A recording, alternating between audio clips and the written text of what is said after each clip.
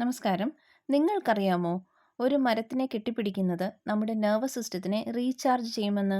അതെ, നമ്മുടെ മനസ്സ് ഒരുപാട് ചിന്തകളിലും ടെൻഷനിലും കുടുങ്ങിപ്പോകുമ്പോൾ അതിൽ നിന്ന് പുറത്തു വരാൻ സഹായിക്കുന്ന ഒരു ഗ്രൗണ്ടിങ് ടെക്നിക്കാണ് പ്രകൃതിയുമായി ഇടപഴകുന്നത്.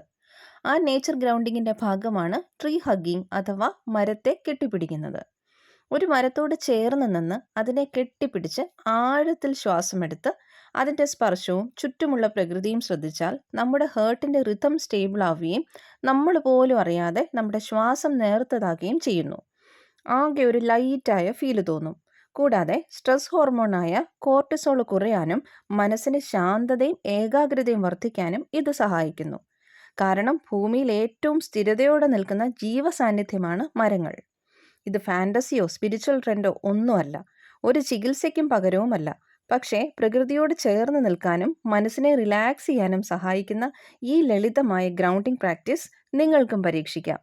നന്ദി.